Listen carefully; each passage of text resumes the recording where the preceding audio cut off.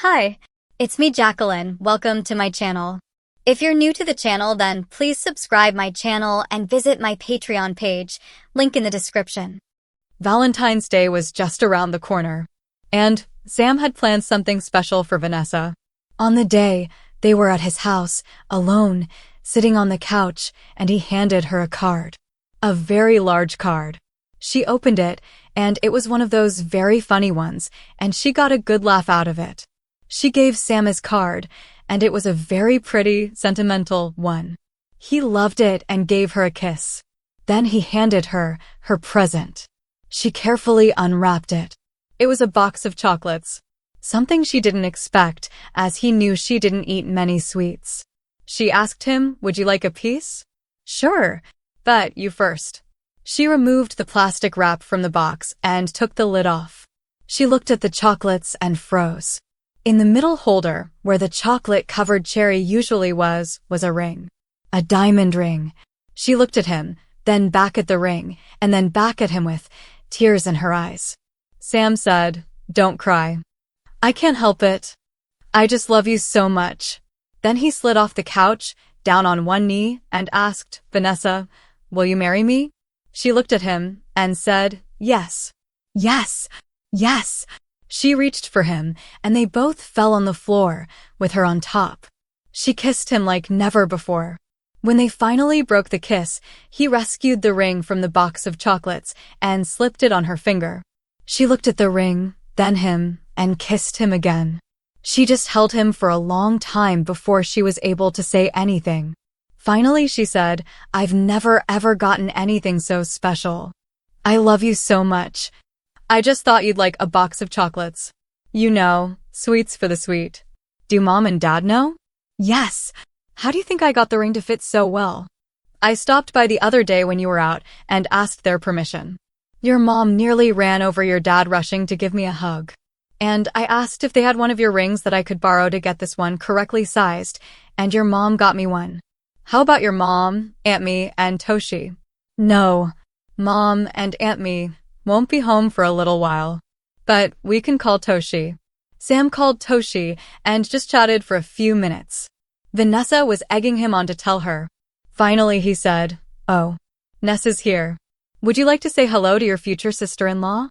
He had to hold the receiver away from his ear. Toshi screamed so loud. He handed the receiver to Vanessa. "Hi, Toshi. Just now. And he gave me the ring in a box of chocolates." "I know. But he's so sweet." "No. We're waiting for them to get home. My mom and dad do. He said my mom went nuts." "No. I guess he's old-fashioned." "Oh, I hear your mom. Do you want to hang on?" "Okay. We'll call you later. Love you, sister-in-law. Bye." Just then Masumi and Miyuki walked into the house. Aunt Me said, "Hi, kids. Having a good Valentine's Day?" "A very good one," Vanessa said. "What are you two up to?" "Those grins mean you're up to no good." "Oh." "Nothing much," Sam said. "I just asked Nessa to marry me." "You what?" his mom said. Vanessa showed them the ring. Both women looked at it very closely. It wasn't the biggest ring in the world, but it's the thought that counts. There were hugs and kisses all around. "Oh, kids. That's so wonderful," Aunt Me said. "Who else knows?" "Just Nessa's mom and dad and Toshi." Miyuki looked at her watch. It was just after 6 in the evening. She said, "It's just after 8 in the morning in Japan. Shall we call?" They spent the next 45 minutes talking to everyone in Japan and spreading the news. Finally, the kids said that they needed to go to Vanessa's and talk with her parents. They left and slowly walked to the Martins' house. When they walked in the door, they were met by Vanessa's mom with a questioning look on her face. Vanessa just grinned, held up her hand with the ring on it, and the hugs and kisses started. Vanessa's dad shook Sam's hand and hugged and kissed his daughter. And the phone calls started all over again. After a while, the kids had to get away by themselves. They left and went to a nearby restaurant. They had forgotten to eat dinner, so Sam bought Vanessa a very nice Valentine's Day dinner. Vanessa said, "Wait a minute. How did you get the ring in the sealed box of chocolates?" "I just went to Temo's, told them what I want to do, and they opened up a box." I ate the chocolate-covered cherry. We put the ring in, they resealed it and gift-wrapped it for me. And that was it. Also, it helps to know the owners. Your telling me your story was to be upfront with me before you did this, wasn't it? I felt I had to be honest with you before we went to the next step, and I was ready to go to that step. So, I just had to tell you. Besides, Mom and Toshi kept telling me that I had to be upfront with you. You are so sweet. The remaining part of the school year went by quickly, and Sam and Vanessa drove to MIT by themselves to bring Toshi home for the summer. As with the trip when they took Toshi there, it was an overnight trip. And as they were leaving, both sets of parents told them to behave themselves. And that Vanessa was to stay with Toshi. The trip to Cambridge was a pleasant one and passed by quickly. When they pulled up in front of Toshi's dorm, she was waiting for them and said, "Let me see. Let me see." Vanessa showed Toshi her ring. Toshi hugged her and winked at her brother. Then she hugged and kissed her brother and whispered, "I told you that she was special." More than special. They started to load the van so that they could get a fairly early start home in the morning. Then went out to dinner and sat around catching up on everything. Around 10, Sam and Vanessa headed to the motel. This would be their first night together. After they checked in, they took their bags to their room and settled in. Vanessa went to the bathroom, and when she came out she was dressed in a very sexy baby doll pajama set. Sam looked at her and grinned. She said, "Toshi told me something?" "What?" "That you sleep in a nightgown and panties." Yeah, most of the time. I left them at home. I thought, "Look in my bag." He looked and saw a very pretty maroon satin nightgown. He looked at her. "It's for you," she said. "Are you sure?" "Honey, it wouldn't be in there if I wasn't sure." He took it out, held it up, and it would hit him at the knees. He looked in the bag again. She asked, "What are you looking for?" "Panties. They're at home. You won't need them tonight." He took the nightgown into the bathroom and was back in a few minutes wearing it. She smiled at him and said, "Very cute, girlfriend. Come on to bed." The next morning they went back to pick up Toshi, some more of her things, and head back home.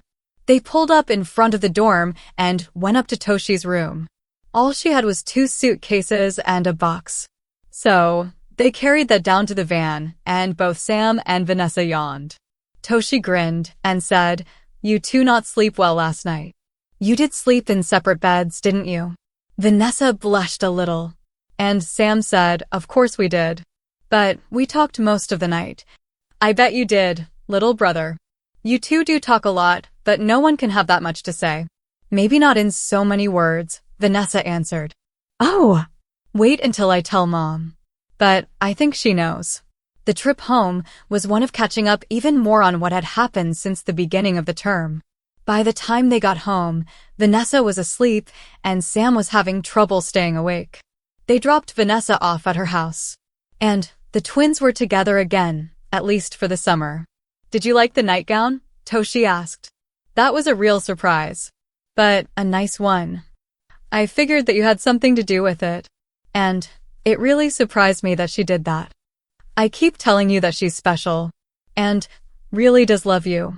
Why, I don't know. But she does."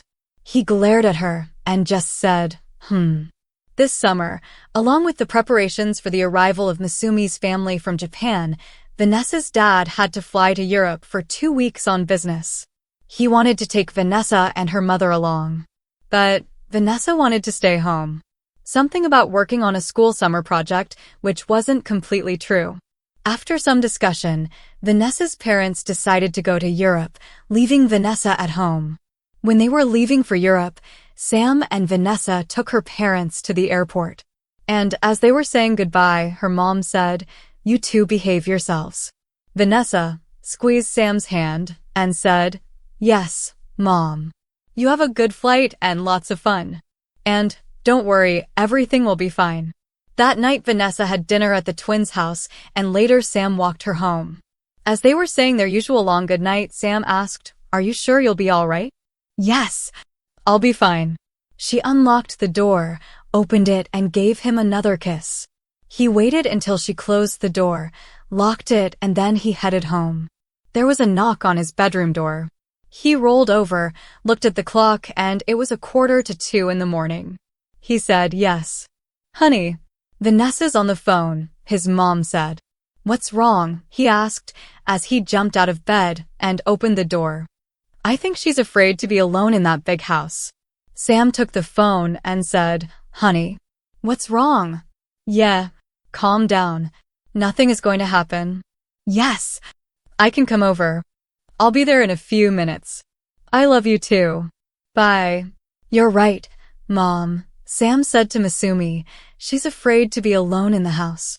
I'm going to go over and sit with her. Be careful. It's late." "I will.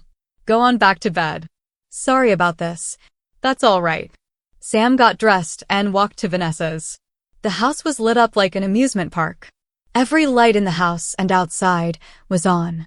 He walked up on the front porch and she was watching for him. She opened the door and wrapped her arms around his neck, saying, "I'm sorry, but I was hearing noises and just got scared. Calm down. It'll be fine. But let's turn off some of these lights." They walked around the house turning off all the lights and ended up in the den. He turned off all the lights there, except one dim one. They curled up together on the couch, and she was asleep in a few minutes. He sat there awake for a while longer, and then he dozed off. When he awoke the next morning, the sun was up, and so was Vanessa. He heard her in the kitchen and headed that way. She had just started on some breakfast for them, turned, smiled, and said, "Good morning, lover." "Good morning yourself. You feeling better?" "I'm sorry about last night." "That's all right. I slept pretty good. You know, I can't wait to do this every morning." With a smile, he said, "What?" "Wake me up at 2 o'clock in the morning and have me turn off all the lights." She frowned at him, turned back to the stove, and said, "No. Fix us breakfast." "I was kidding." She looked back at him with a little smile and said, "I know." As they were sitting eating a very nice breakfast, he asked, "Are you going to be all right at night for the next 2 weeks?" "I don't know. It was scary last night until you got here." There was a little twinkle in her eye. "You planned this, didn't you?" She looked down at her plate, then at him, and said, "Kind of." "Kind of? You're a little sneak." "Sorry, but I did hear some noises." "What do you want me to do? Come over at 2 every night?" "No." "What?" "Spend the next 2 weeks with me." "I thought that's where you were going." "You're so bad." "Is there really a school project that you need to do?" "No." "I'm sorry. I don't know what my mom will say. We can ask." Later that day, as they were walking out of the twins' house, Sam was carrying a small overnight bag. And Masumi said, "You two behave yourself." Sam said, "Yes, Mom." Vanessa turned, looked at Masumi, smiled, and also said, "Yes, Mom." Masumi shook her head and said, "I guess I'd better get used to that." Later that evening, as they were getting ready of bed, Sam said, "Let's see, I'm sleeping in your mom and dad's room." "Right. Only if you don't want me talking to you for a month." He picked her up, carried her into her room, and dropped her on the bed. She jumped up and kissed him. Then, she walked to her chest of drawers, picked a nightgown, a skimpy one, and as she was walking to the bathroom, said, "I'll be right back." She was back in about 5 minutes and said, "It's all yours, lover. And there's something in there for you." He just looked at her and headed to the bathroom. He found a nightgown, a dark blue, satin, one, neatly folded on the counter. He got cleaned up and slipped on the nightgown. Again, no panties. As he walked into her bedroom, she said, "You look cute, lover." "No panties again?" "Like last time, lover. You won't need them. I also have 3 more nightgowns for you. Come on to bed." Please subscribe for the next part and visit my Patreon page for early access.